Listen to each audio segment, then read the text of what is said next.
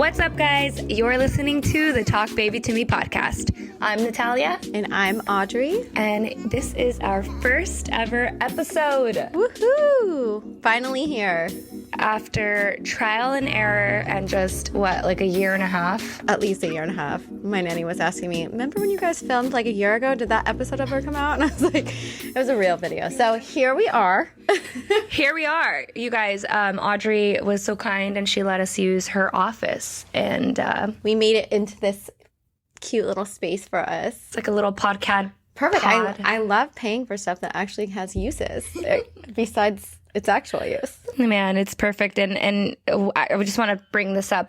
Today, we filmed in the afternoon. We're filming in the afternoon, and it took me about 45 minutes to get out of the house because Edrius is in this stage where he just wants to be around his mommy. Yes. And he's climbing on my leg, and then he does this weird thing where he just collapses to the ground and just goes nuts because I'm leaving. So. And when I called you earlier, I could hear him having a meltdown, and I was like, do you need okay, bye. Yeah. So that's the thing, as a parent, as a new parent, I wasn't really aware and ready, I think, for all the things that came with motherhood. Right. Which brings me to how Audrey and I met. Audrey and I met because we both announced our pregnancy on Instagram. On the same day. The same exact day. Yeah. Do you remember it? It was May. It was Mother's Day. It was my birthday. May 9th. Of course I remember it. Yeah. Yeah, I mean, I remember that. It was Mother's Day and my birthday, and that was my announcement. But I had a feeling that Nat was pregnant, even though we didn't know each other well, but I knew her fiance. I had a feeling and I knew. And then when I went to post my photo, I saw a video of Mo posting you, and I was like, I knew it. Yeah, it's so crazy how you did. Yeah. You always said that. You always said you knew. So my fiance is really good friends with her husband, and it kind of was it was an interesting way to meet. It was oh my God, our girls are pregnant. Let's connect them and let them be pregnant together. And then lo and behold, I think we had to meet when we were pregnant, though. Oh yeah. Because we would have been wild. if we weren't pregnant and we met, I don't know where we would be right now. All hell would have been broken loose. It would have been just... The guys would have been like, oh, shit. Yeah. We might not be pregnant. We might not have kids if we met before. It was really wild, though, because they are actually very similar in, their calmness and sports-oriented lifestyle, peopleness, personality. Yeah, and so I think we had dinner. It was somebody's birthday. Might have been your birthday dinner. No, we went to Javier. We just went to meet at Javier's. Oh yeah, that's true. Okay, so see, this is how long this podcast has taken to get on the way. We're finally on the trail going somewhere. It has taken this long because Nathalia has been talking about this since that dinner. That dinner was actually the origin of Talk Baby to Me. And I want to say we were 20 weeks pregnant, maybe. Yeah. Not even 15. Oh my goodness. Possibly. Okay. Well, so, here we are. Here we are. And we just want to say we know as moms, being that we're always with our kids, or even if we're working, or even if we're wherever we are, we don't have that much time to spare. So our episodes are going to be pretty quick and easy, pretty short, concise, maybe 35 minutes long. Hopefully we won't just have ourselves on this show. We will have experts, we will have professionals, we'll have different moms trying to conceive, people that are pregnant, people with 2 kids, 2 toddlers, 2 under 2, who knows. But there's going to be a lot of different perspectives, not just our voices for 35 to 40 minutes every time you listen. Exactly. And I think it's a good opportunity for us to introduce ourselves a bit and talk about, our stories, meaning I remember you really wanted to have a baby. And so I think the title of this podcast, this episode, would be, oh my God, I'm pregnant versus, oh, beep. Fuck, I'm pregnant. I'm going to try and keep my cursing down just because I'm trying to be better at it. I'm not, because I can't. I will try. I will try for you guys, but it's I don't know. But it's so funny because we have such opposite thoughts about parenting and have gone through so many different experiences at the same time. So her being 4 months pregnant, she was feeling one thing and I was feeling the opposite. And we're reading one book that says one thing about this trimester. And anyway, I didn't know that I wanted kids until probably the year that I got pregnant. I was like, no, I'm good. My baby is my company. I was like, I want to, act. I want to pursue my marketing world. Like, I was just like focused on my, my stuff. And you can talk about you a little bit. Yeah. So I guess let's just dive right into it. I will go first. I will tell you about my experience and how I got to be a mom of a now 1.5-year-old, which is crazy. It is beyond, because she's just her own little person now, and it's a really crazy journey. So basically, I've always wanted to have babies. It was one of my worst fears to not be able to carry a baby. And at the point, obviously I was having this fear when I was 12 years old. And I basically thought that if I couldn't have kids, it was just not really a future for me. So cut to when I'm trying to have kids. I had a miscarriage when I was 30. I am now 35. And I decided around 30 with a partner that I had been with for a very long time, that we wanted to have kids. We wanted to start this life. But we kind of had a rocky relationship. So 35 or 33, I became pregnant. I was not actively trying, but I had just started to try. So lo and behold, the first time that I tried, I became pregnant, which I had come from a background of PCOS, endometriosis, another one called interstitial cystitis, all of the fun things that made me think that it would take years to get pregnant. But I got pregnant the first time. And go DJ. Yeah, right? First of all, go me. Go you too. Go both of you. No, I got pregnant and it stuck, but I had seen a fertility doctor who is amazing, and he was basically, I feel like he built my confidence up. He was like, there's not, you are getting a little older, because I was 33. He's like, no, you're not old. Don't let anyone tell you that. Just you have actual viable eggs, you're healthy, you work out, everything looks good. So I think I needed that boost because I was always very scared of being told that I was going to have a big issue. Yeah. And right after I had that, and this is during COVID, so this was a video conference, and I told DJ, I was like, okay, now you get to go get checked. First, I don't even want to talk. I feel like it's such a funny thing to think about how men get checked. I don't even think I know how that happens. Maybe we could talk about that on another later. How do they check? Do they make them have to actually? Yeah, you have to ejaculate in a cup, and then they test your sperm, and they'll test for healthy swimmers. There's a lot of factors. This could be a whole nother episode. A lot of factors. I'm intrigued. Smoking, how do they drinking, ejaculate? Anything. I'm all DJ does is drink iced tea and watch sports and go to Javier's. So I think it'll be okay. Yeah. No, so he was healthy, but there's a lot more to those. But yes, yeah. So we did that we were just doing the preliminary things, and we got pregnant the first time. So when I found out, I was going to the store, and I had right before I found out, I texted my friend, and I was like, getting tampons. I texted her a picture. I have tampons and a pregnancy test, and I said, it's one or the other. It's one or the other, because my mood is I'm going to murder someone. Something's up. Something's gone. Thanks. And I can always tell when my period's coming. So when I saw those two lines, two pink, two blue, two pink, I don't remember. I had been waiting for this forever. First of all, I didn't really believe it, but my whole head was just so fuzzy. I was just it was I remember you said it was it's the angelic moment when you have, or when you have the best idea and it comes to fruition, and you're oh, I would love to see you do that again. I know, right? I did it. I don't know if I quite did that. I actually think I like dropped the stick.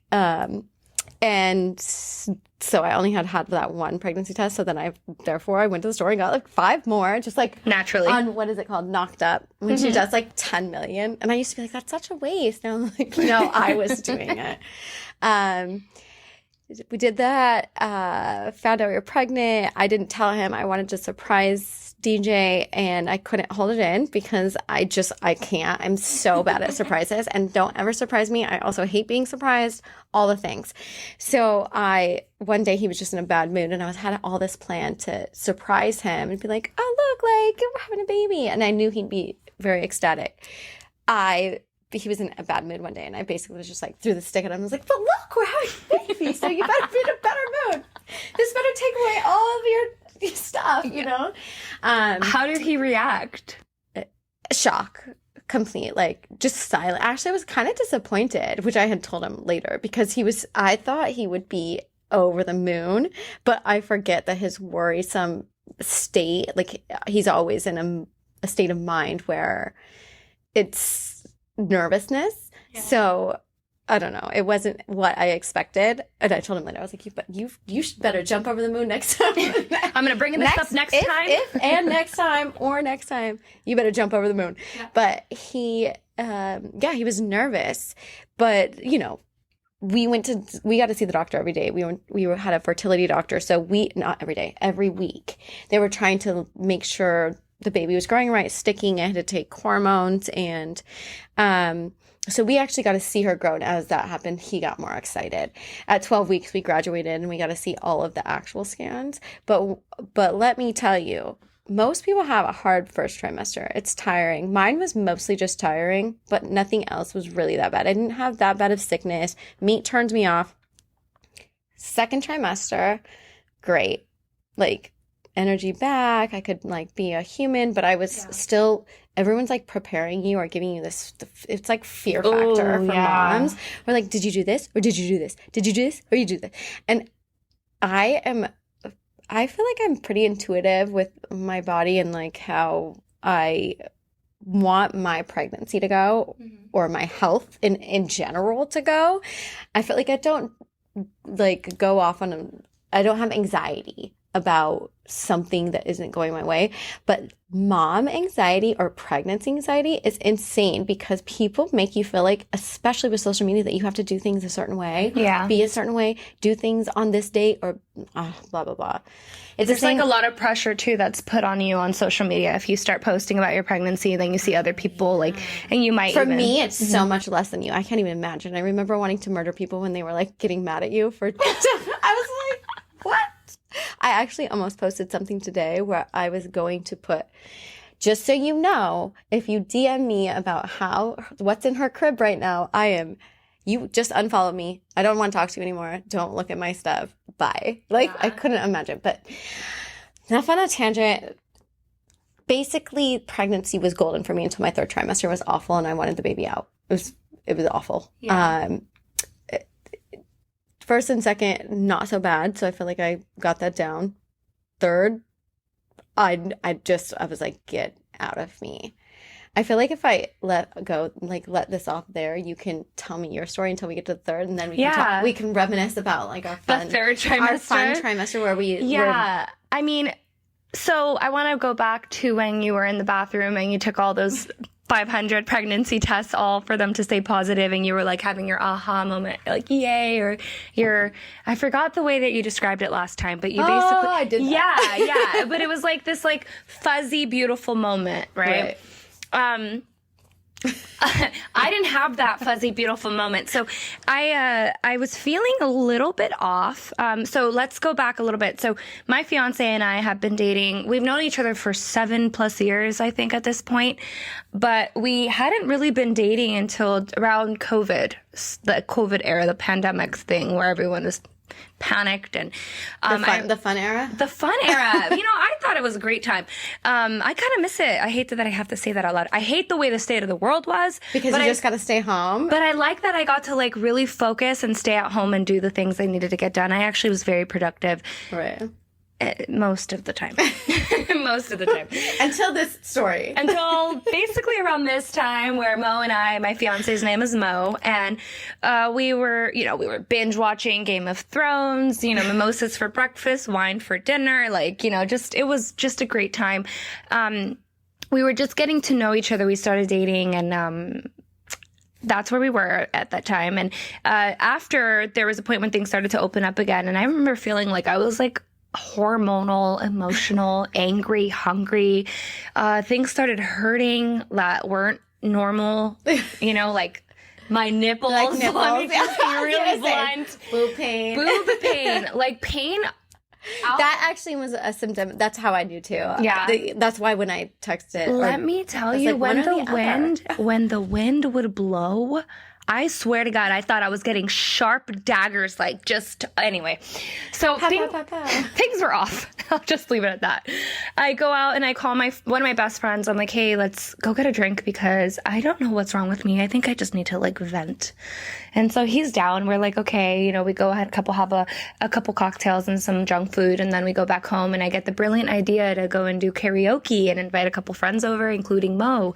And in my text message to him, I'm like, hey, can you pick up one of those tests? You guys did not live together. No. Okay. No, we were honeymoon dating stage. Right, okay. So I'm like, go pick up strawberries, margarita stuff, and a pregnancy test while you're at it. He was like, what? I go, it's just a precautionary whatever, right? And he's like, okay, whatever. So he does it. Comes over, margaritas, karaoke later. I finally have to go pee, take the test, take it to the bathroom, squat pee thing, whatever, put the lid on it, put it on the counter. Do my thing, wash my hands, look down, look back up, look down again. And I'm like, wait, what the fuck? What does that mean? What does that mean? It doesn't look like it's completely a positive, but it looks like a positive, but it's not there yet. Was it 2 lines or a plus? It was the cross one. Okay. But it was So a positive is actually a positive. And so you're just looking at it just to reiterate it to yourself. I'm just like, wait, okay, shit. So after taking about a couple minutes by myself, I start thinking, okay, they're going to think I'm in here doing something bad, something else. I'm not doing something else. I text Mo. He doesn't see it. Of course, he's hosting. So I literally open the door and I yell, Mo, get the plunger. The toilet's clogged. So he goes off, finds a plunger in the other bathroom, comes back in. And I'm like, so I hand him the test and he just looks at it. And he's like, it's just long pause, in those movies where it's just this you don't really know what's going on. You're just paused. And then he looks at me and he's like, so the toilet's not clogged? And I'm like, bro, I'm pregnant. I feel like that's such a man answer. Or at that really, moment, I'm just gonna not let this even compute in my brain. I'm just gonna skip over it. I swear, at that moment, I should have foreseen. I love him. But okay, mantra. After that, we're just like, okay, we'll talk about it tomorrow. We're already in. There's people outside. Yeah, you're in the bathroom. Yeah, we'll just figure this out later. And I did have a friend of mine there, and I did tell her to come in, and I kind of talked to her because I was like, what? I was in such a state of shock that I didn't even know what to do. And you're been drinking. And yeah, you're just I was definitely not sober. The state that I should. I was not sober. So I should not. It was COVID. Who was sober in COVID? I don't really know. If you were, you are. You are an upstanding human being. Yeah. I commend you. I commend you. But at the same time, I think, we went out, we did another couple songs. I think I have a video. I'll post it on our Instagram at TalkBabyToMePC. I will post it, that video of us doing karaoke. I was mad pregnant, didn't know, and then I knew, and I was still doing karaoke. All right, so moving on. The next day, we had Project Paper Bag, which is my nonprofit, one of my nonprofits, and we woke up early, and we had to be there at 10. We woke up at 8. We were doing curbside pickup for donations because of COVID. And we just were in the car and we were really quiet. Like, it was one of those, just like another movie scene where just kind of looking at each other like, yeah, that happened. That is actually what happened. Did you guys actually talk about it or just look at each other? No, it was a lot of silence. It was a lot of silence. So the silent stares into each other's eyes. Yeah. As I'm driving, he's sitting there, and I know that we were both kind of thinking about it. And then finally, when we were about to drop off the donations to the shelters, we just looked at each other and we're like, okay, we're having a baby. We're having a baby. Like, you know, there's options that did run through our mind. Chills. Yeah. I don't know why I have that, just like that whole line. It's huge. It's so big. It's the biggest life-changing line. That's the thing. I cannot reiterate more that when I said the words, we're having a baby, I did not know the weight that came with those words until probably a year ago. Right. Because truly, it I mean, do we even know the way still? But no. Yeah. I think we're trying to learn and trying to adapt and really. That's why we're doing this podcast. Exactly. Hello. Because there's so many things that, you know, in order for me to really process it, I didn't only look at books. I didn't only look at apps. I didn't only read, like, you know, the what to expect. And I liked talking to people and hearing perspectives and things that they went through for me to be able to, like, okay, I see that was your perspective. Okay. So there's different bodies, different ways to carry a pregnancy. There's people who had a harder time than others. And how was yours, though? Well, mine was, like your first and second, because we're going to get in the third. So my first was like tired. Yeah. So I'm a go person. As if you guys follow me, if you know me a little bit. Oh my gosh. I'm psycho. I literally am like always on the run, always doing something. It's aspirational.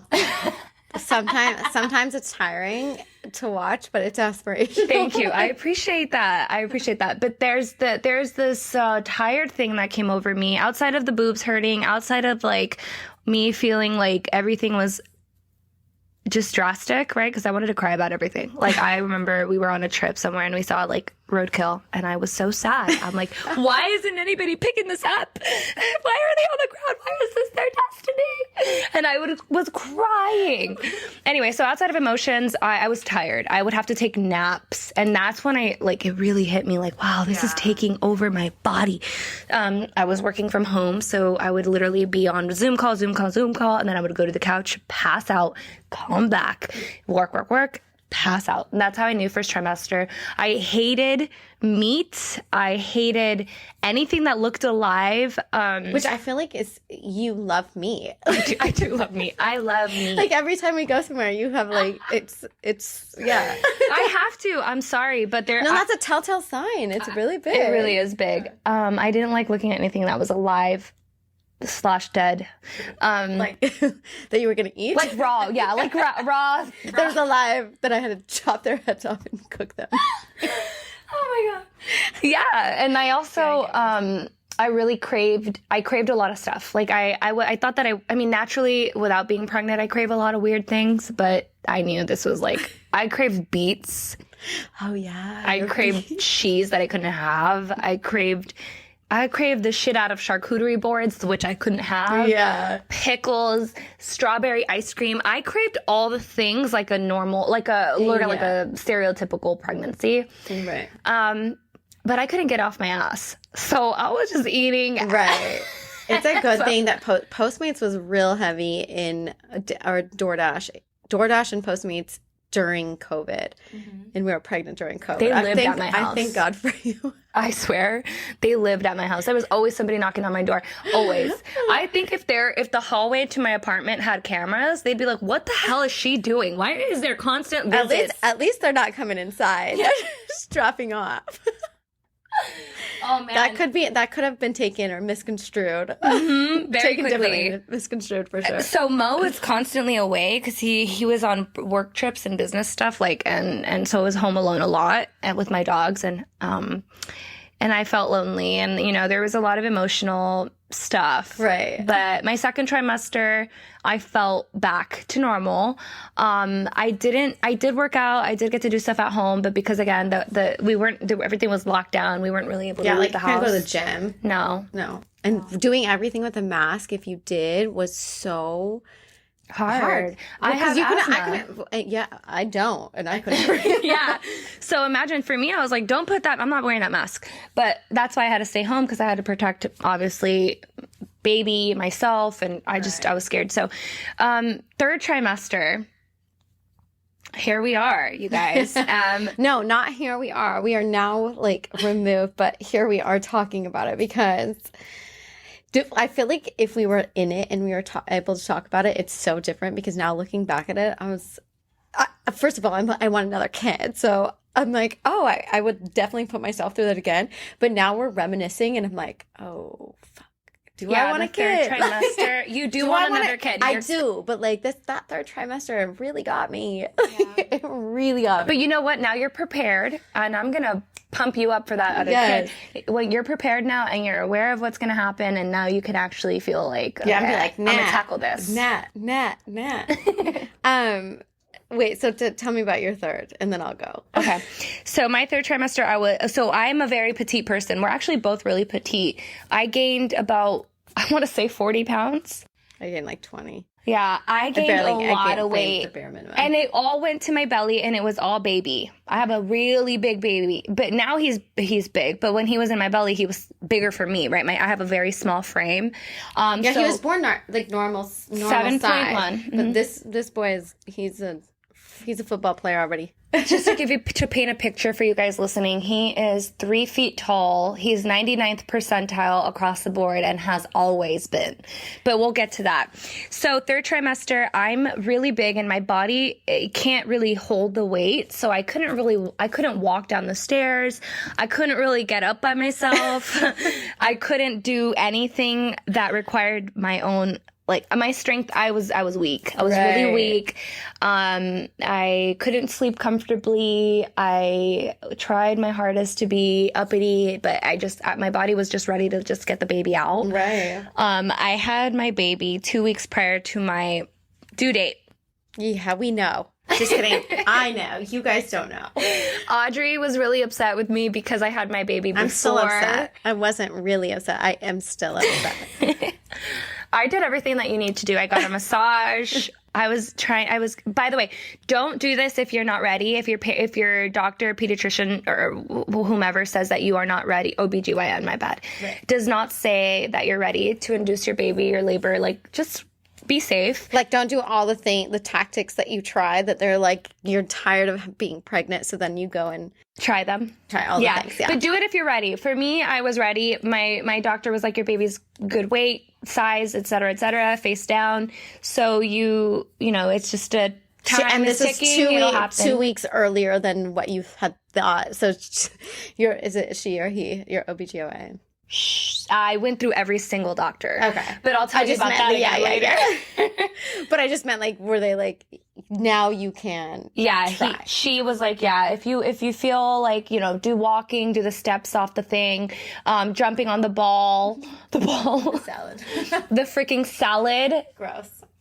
I'm sorry. I won't call your cafe out, but honestly, so many people have told me it's gross, and it didn't work for me, so therefore, I don't know. It worked for me. I ate the salad. I drank the date shakes. It did not work for you. You did not have your baby after you ate that salad. I had it a few times. That doesn't mean it worked. Well, whatever. I am trying to poop on this restaurant, and you're like, all I'm saying is that it worked for you. All I'm saying is something happened because I had the baby the next morning. So the night that I did my massage, I did my maternity massage to induce labor. My girl Kara, which I will drop her name and I will give information because she was a master at this. She pressed the points. She did the things. My massage was like an hour and a half long, and I felt so amazing. And then I had date shakes that night. Mo made this amazing smoothie with the dates and all the things that would help. Thank you, Mo. And then also, I jumped on the ball. I ate salads that were supposed to help. I did all the things. And I kid you not, the next morning, 5 a.m., I'm having contractions. And they're not Braxton Hicks contractions. They're actually the real deal. So I'm going to stop there, and I'm going to let you give your third trimester leading into birth, and then maybe we'll leave a little cliffhanger. Yes. So third trimester. Let me just wrap my head around what I want to say. So first of all, I felt like I'm very petite. I had a really great pregnancy, and I honestly thought that I would blow up. I honestly thought, even though my mom has 5 kids and she's still small, and all my sisters have had kids, they're tiny. I just thought I would be big. I don't know. Maybe it's just like what society tells you, like pregnancy, whatever. But I'm a very active person. I walked every day, especially during COVID, because all I could do is like be with myself. So I'd have Audible and murder podcasts all day, and walk around. And so I feel like that really helped just everything feel better as I was growing. But lo and behold, like my third trimester was, it hit the date of my third trimester going into it, and everything was fine. And then my back was hurting. I couldn't move. I couldn't get up. I could not sit down. I couldn't lay down. It was awful. And because my brain is like, I need to work out. I need to express some sort of energy, and I couldn't. And then I had no energy to even express. And then I was just like mad at the world, and I didn't want to ever get ready. I remember texting you and being like, I don't want to do anything. I don't want to get ready. I don't want to do anything. I'm tired. We would just bounce things off of each other like that. But mainly in the third, it was just complaining. Like, it would be one complaint, really was. but one after the other. like, I'd say something. I was like, my rib cage is popping out. What the hell is going on with me? Oh your ribs. Oh man, I forgot to didn't have that rib, but your rib cage, it was really bad. My rib cage was literally out. Like it was above. flared out. Yeah, it was terrible. I didn't have that. I carried really low. And I'm a Well, girl, you're a so girl. who knows? Who Yeah. knows if that's right? But yeah, you did carry high. Like Adria's was right up here. I was low. Pushing up my everything. Oh my God, I completely forgot about that. See, this is why this is kind of fun, going over this. Yeah, that's why a year and a half later we're like, oh, woohoo. And let's reminisce about our rib cage pain. Oh my God, it was so bad. It was really bad. But my pain was bad in all different ways, and I was just not used to it. So every day was so annoying. And in my third, it was like, I'm going to skip over most of it because really it was just, there was nothing more than, also I would faint. Like I almost fainted all the time. My blood, I would like forever I was carrying, it pushed on a vein and my blood flow was like not flowing as much. I really almost fainted at Usher's concert in Vegas. They like, thank God we were with people that like knew the stadium or whatever, but I got rushed to the hospital. I was fine. Everything was fine, but I almost fainted a lot. That is crazy. Yeah. Can you imagine being at the Usher? Well, you can. Can you imagine, audience, that being at the Usher and listening to all the hits, and then all of a sudden, honestly, walked up, almost fainted. So that was a really big problem for me in that. And then I couldn't walk and like just let my brain loose. So around the time that it was time to really start doing things to, what's it called? Like induce my labor. I was ecstatic, but I went to the doctor. And our fiancés, he's not my husband, he's a fiancé, but whatever. she hates that word. I do. I hate it. So husband it is. Or DJ. I went to the doctor and DJ could not come. And I was so emotional because I was so much in pain and I just wanted the baby out. He was like, oh, well, I'm sorry. It's going to be like another week. He's like, your due date's tomorrow. It's going to be another week. And the due date was a funny thing too, because she was due March 9th. But then November 9th. And 11/11 was, 2 days later. And I'm like, oh, 11/11/21. Just so amazing. What a great date. But I was like holding out for this. And DJ's mom, her 75th birthday was the 7th. And I kept being like, I want to separate the two. I don't want them to have the same birthday because I want to celebrate you both, blah, blah, blah, blah, blah. I don't know what I was thinking. By the time the third trimester hit, I was like, I don't care when you come out. Don't wait till 11/11 though, because I cannot hold this in any longer. I can't. I was like, get out of me. But when I went for the last checkup, the doctor was like, there's no way this baby's coming before. Like, you're not dilated. You're just know that you're going to have to like, hold on. She's ready. You can do whatever you need to try to induce her to come out, but It's not looking like anything. So I came out of that crying. This is after I had already tried the salad, blah, blah, blah. And that day, I found out Nat was having her baby like that night. And I was so livid. I was like, you're 2 weeks after me. How do you get the relief of going into birth? The relief of going into birth. Quote that. I was livid, but I was like, how, Mo, what did you give this girl to induce this pregnancy? Like, what is it? I made him send me the shake. And the next day, even though I had no idea, I was at brunch on my mother-in-law's 75th birthday at Beverly Glen. And I started feeling like really weird and, weird. You know what's funny? I'm going to chime in. You have such a high pain tolerance because you were literally going through contractions and you didn't even realize it. No, every 2 minutes I was like, oh, I'm feeling weird every 2 minutes. Finally, I turned to DJ. I was like, I think we should go. Meanwhile, it is the marathon. It's the LA Marathon. Where I'm giving birth is Cedars-Sinai. I live in Encino and I'm at Beverly Glen, which if you guys don't know, that means that I have to be in one place, go completely opposite of where I'm going, and then come back through a marathon to get to the hospital. Right, because you had to go home to get your bag. To get my bag and stuff. And I wasn't telling DJ because I didn't really realize it was like just kind of painful every 2 minutes. So when I got in the car, we leave and I was like, guys, I gotta go. I don't know. Maybe it's coming. Maybe she's coming. So maybe she's coming. I'm just having contractions every 2 minutes. So then there's a timer, which is phenomenal. There is an app that times your contractions and tells you to go to the hospital. So I'm timing mine and mine's like, go to the hospital. And I'm telling DJ, no, we need to get our bag. Like, I'm feeling okay. I think it's like wrong. Like, I don't know if I'm doing it right. And DJ's freaked out because every 2 minutes, it's like, go to the hospital. Oh my God. So we still have to go all the way back to Encino.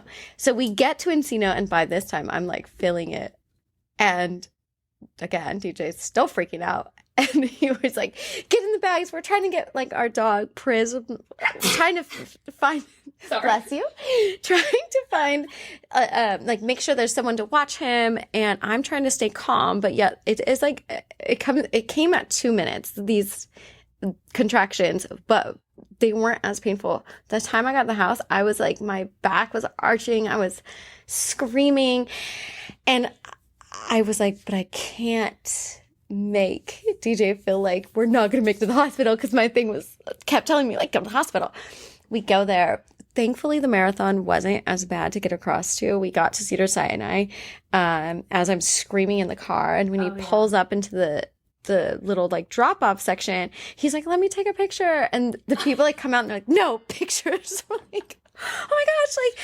Like, anyways, it was so chaotic. The drive to the hospital, if we can paint a picture or if we can like make it a movie scene, it's dramatic. It is. For me, I was it's literally dramatic and traumatic. Both. Yeah.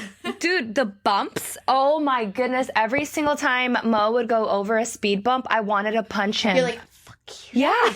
Oh my, and the seatbelt, I was like, fuck this seatbelt. Sorry. All right. I think this is a perfect place to leave the episode. Like when they didn't let us take a picture, so therefore I'm still mad at you, Cedars-Sinai. I'm calling you out. Oh my goodness. Well, you know what? Cedars-Sinai is where I was born. How funny is that? Oh, where'd you go? UCLA though. I had Edris at UCLA in Santa Monica. Don't ask me why Santa Monica, but first of all, I'm closer to UCLA, so don't ask me why Cedars-Sinai. Just kidding. Ask me, but not in this episode. All right. Honestly, how did you feel? This was our first episode. Another good conversations on the books. I feel like I learn something new every time we have this conversation. I know. And, I think it's fun. It's therapeutic also. And we're really happy to share this with you guys. And make sure to follow us, leave feedback, rate. Only good feedback. Just kidding. You can DM me the bad feedback if there's any. What's our handle? Our handle is TalkBabyToMePC. Follow us and follow us on YouTube. Share with mommies. Yay! Share with mommies, and I hope that you guys can reminisce about your first pregnancy and first third trimester until delivery with us, because I feel like we can now look back on it without as a traumatizing experience. So I hope you do too. And remember, all we want to do here is give you perspectives and have you learn about us and people we bring on, and make sure that you guys gain some knowledge from it. Yeah, 100%. And or just laugh at us. It's cool. Yeah, and no fear. No fear. We're made for this, mamas. Mm-hmm. All right. Okay, good first episode. Yay. Thanks for listening to the Talk Baby to Me podcast.